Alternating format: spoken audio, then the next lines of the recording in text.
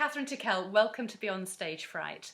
Now, you're one of the foremost folk musicians of our time, a composer, performer, exponent of the Northumbrian pipes and fiddle, and a very successful recording artist with countless recordings to your name. Your repertoire stretches from jazz and world music through to large-scale orchestral works, and it's the collaborations that cross the genres that make your music so contemporary and exciting. In 2013, you were awarded Musician of the Year by the Radio 2 Folk Awards. You've been presented with the Queen's Medal for Music and, most recently, an OBE for services to folk music. All your music is deeply rooted in your home county, which is the landscape and people of Northumbria. So one of the first key questions I wanted to ask you is whether you feel that the informality that seems to be part of the folk music scene compared to, say, the classical music scene, whether that lessens performance anxiety. I don't think so. I think the folk scene has its own set of expectations, and it also depends where you're playing. If I'm playing in front of an audience of Northumbrian pipers, that's probably the most stressful performing situation because they know every note and they know all the techniques that you're meant to do and that you're meant not to do. What I think is really helpful for me anyway with traditional folk music is that the whole point of it is connection and communication. So I always speak on stage, I introduce the tunes, I introduce, tell stories about the tunes because there's such fantastic information and anecdotes about the material. And that I find actually lessens my anxiety. To start off with, when I first started performing, it didn't because I was anxious about speaking as well as playing. But as I've got more used to speaking, and you realise that if something goes wrong in a tune, then also maybe playing solo is quite an important thing. When you're playing solo and something goes wrong in a tune, you can actually just change things around a bit, as opposed to doing some solo classical violin piece where you can't just miss a bit out. Or you shouldn't anyway. Excuse me. With my repertoire, especially the tunes I've written, if I decide, actually that bit didn't go too well, I'm not going to repeat that bit, I'm just going to go on to the next bit.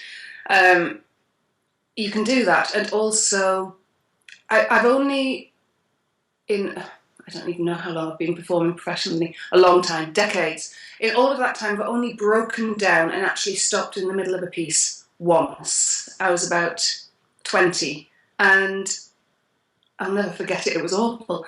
But then I had a bit of a joke with the audience and made some comment. It was this really flashy piece about raindrops, and so I'd said something like, that was, the thunderstorm got a bit out of control there, and just carried on. Whereas I think in a classical situation, you're doing your violin concerto, you can't just stop everything and have a little chat to the audience. So that helps me.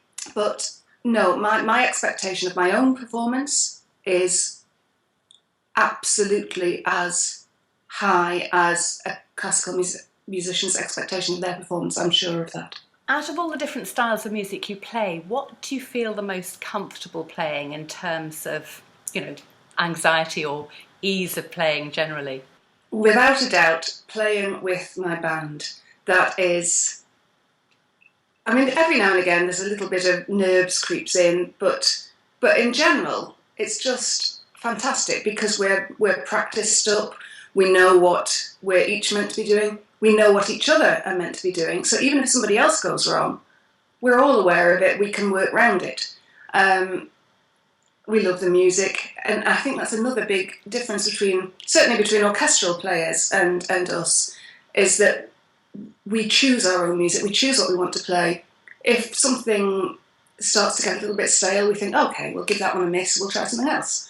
And the band has been working for long enough now that we have enough repertoire to be able to do that, to say, I don't fancy that one tonight, let's do this one, run it through earlier in the day and put that in.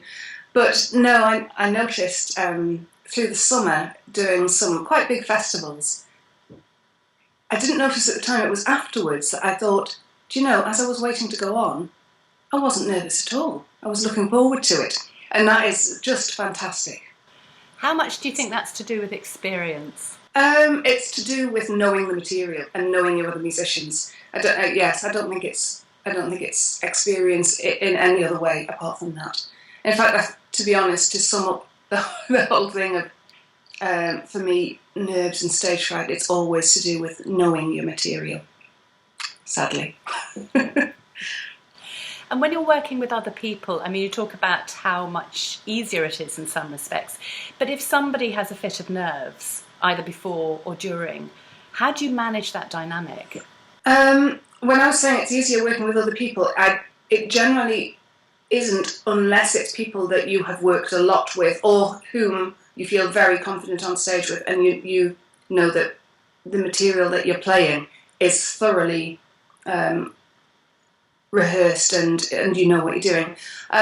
But yes, occasionally I see a little bit of nerves coming up in one of the other musicians or in myself, and I think it can be contagious.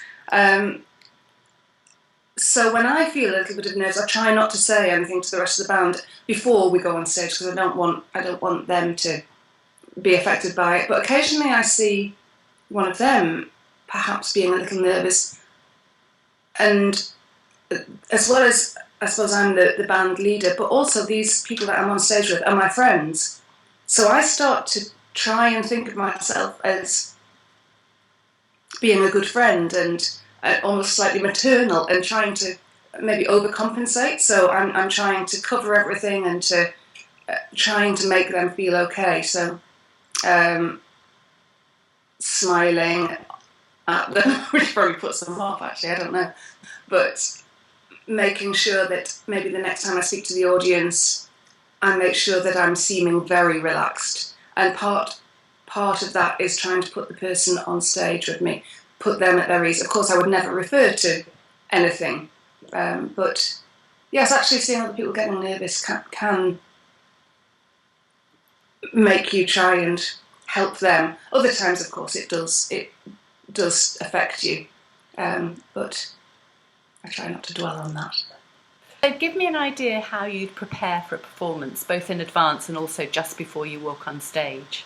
In advance, obviously, practicing the music I'm going to play. In folk music, when you're working with other people, a lot of the rehearsing and practicing is done together. Whereas in my experience of classical musicians, and having worked with quite a few of them, and some of them very intensely, they do a lot more private solo practice, and so they know everything when they come to the rehearsal. We tend to rehearse a lot longer, a lot more all together, and probably a lot less on our own. And that means that we know intimately how the music fits together. So as I say, not just our part, but how it works together. So when we go on stage, ideally there's no unknown quantities. We know exactly what's happening with all the music, and I think that's really important.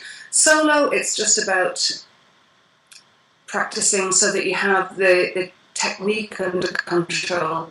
This is, of course, the ideal world. There's not always time to do this, and it should be the main priority, but of course life gets in the way. So yes, practicing so that you've got the technique under control. Also for me, I like to think about, if I was doing a solo concert, obviously choosing repertoire and which ones will do what job, and also making sure that I've got something to start the performance with that I can't go wrong in. I think that's absolutely crucial. And with the band as well, occasionally we think, oh, I'm sick of playing this thing that we always start with. And as soon as we start with anything else, we all get a little bit agitated. It's like, oh, this doesn't feel right. And when you get that opening number, it's fantastic. So it does mean you get a bit wedded to it and it's hard to change. But having those pieces that you just, oh, okay, I'm here. it's all working. Actually, we sound quite good. That sort of thing. That is really important.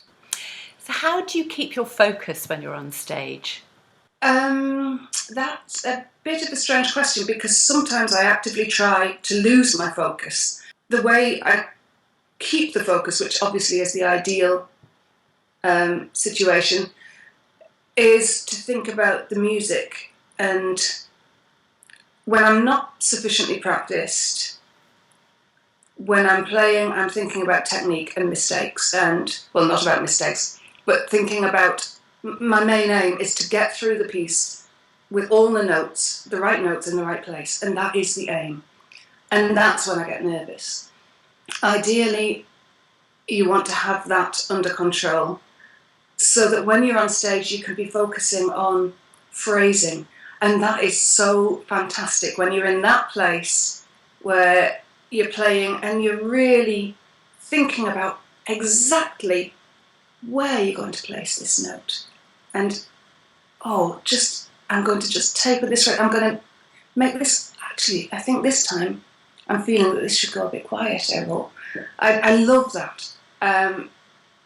So that I try and focus on that. And also, I think somebody once said to me when I was going through a period of having quite a lot of problems playing solo, it mostly, it turns out, because I wasn't sufficiently prepared and rehearsed, but I was having problems, and somebody said, imagine that the audience has never heard this piece of music before.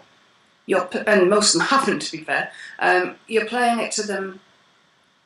Think about it from their point of view, not from your point of view of, am I playing the right notes? And that made a huge difference. So trying to get in that zone of letting the music speak, that's key. But then I did say about that I sometimes actively try and lose the focus. And that's when it's gone wrong, I've made a mistake. It's very easy then to just get absolutely into that blind panic mode. And you know that you're just going to go on to make more mistakes and more mistakes. And you're thinking, as if it's a bit of the tune that's repeated, am I going to get it next time? Ah. And at that point, I try and lose the focus, and I'll do anything to stop thinking about it. So I try and look out at the audience at that point. I try and get eye contact, if you can actually see the audience, if it's not really dark. If you can get eye contact, that's quite a shock to the brain, I think, when you make eye contact with somebody while you're performing. It short-circuits a few things. So that can bring you out of it, and I force myself to do that. I sometimes will think about what I want to have for my tea, what I'm going to do tomorrow, anything to stop me thinking about the mistakes. And also because I have played these tunes enough times that my fingers should know them. That's another thing to tell myself. My fingers know these pieces, I've played them. So if I can stop focusing on the mistakes and just let my fingers do it, think about something else, it might get me out of this difficult moment, and then I can come back in and move on from it. How do you manage the logistics of an international touring life with all the stuff that you're doing? Because I know you're really busy. When I'm on tour, it's much easier. In fact, when I started a career as a professional musician, I thought that being on tour was the job. Now, being on tour is actually like the holiday. It's the fun bit. And at that point, I'm not doing all the admin, I'm not doing all the other stuff. I see other musicians who take the admin away with them and are doing that just before they go on stage, and I can't do that. I need to be thinking about the performance, and even not consciously thinking about the performance, just not thinking about something else and getting stressed about something else. So it affects my practicing at home. It's very hard to stop faffing around with the mountain of emails and all of that sort of thing, and get on with the practicing, because you always think, oh, I've got weeks before this really important concert, and then before you know it, it's a fortnight, then it's a week, I've got some coming up, and it's just over a week, and I know I should be practicing, but I'm talking to you, so. But it's fine, because then I say, oh, I'll do it later, and then the kids come home from school and you're working with that. No, it's really hard. It's really hard. What are the biggest stresses that you have to deal with in your performing life? Playing solo is still, possibly because I don't do it as much as I play with the band. So that is still very nerve-wracking. I just did a small solo tour, partly just to make myself do it and to put myself in that situation. And the first few concerts, first couple were very, I was very agitated and was in that zone of just wanting to not make a mistake. And then I did a concert in a very strange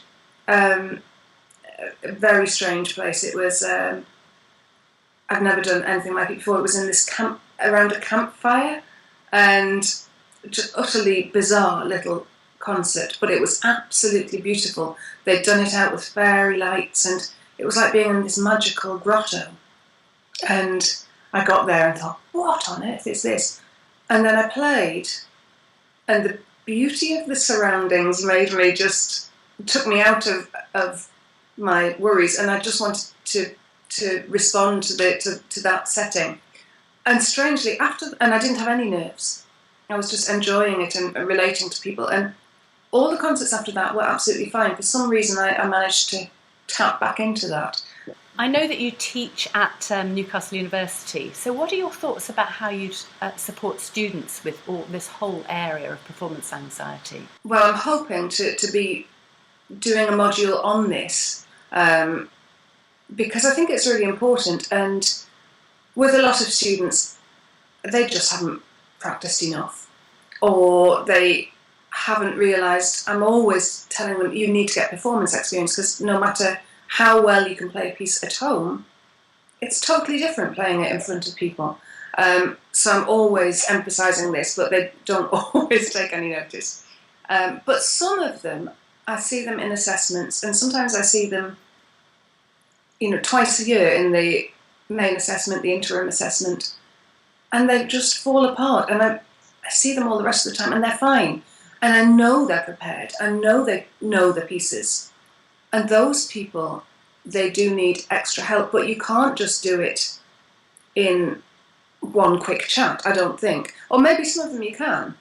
So there are resources that I might direct them towards, to go and read this information or that information, all the normal things. And I give them a couple of little tips that people have told me. The things you can't give them too much at once. You can only give them one bit of information or one suggestion. They need to go and digest that. So I think trying to help somebody in one go is not going to work. You just drown them in more information. So I think it needs to be drip fed, and people need to have time to reflect and to try these things out. And also a lot of the kind of heavy duty work where you can actually practice certain things that will help with nerves. That takes the same amount of self-discipline as practicing your instrument does. It's not something where you go, oh, I'll just do this, it'll be fine. Yeah, I think it needs a discrete module and some long-term attention for those people who really want to engage with that. And what does it feel like when everything's going really well on stage? It's the best. And occasionally you play and it feels like you can do anything with the music. And, it feels like if you chose to, you could slow this very fast tune down almost to a stop and bring it back up. I mean, of course you don't, but it feels like you could. It feels like you can do anything with the material, the piece of music, and with your instrument. And it feels like you can take the audience with you. For me, it's very important that connection with the audience. and a feeling of how they are responding to the music. And also just that thing, sometimes halfway through a piece of music where you go, this is what I'm meant to be doing. Not all that other stuff, not the admin, not the emails. This is where I'm meant to be, and it's fantastic. Kathryn Tickell, thank you very much. I've really enjoyed talking with you. Thank you. You too.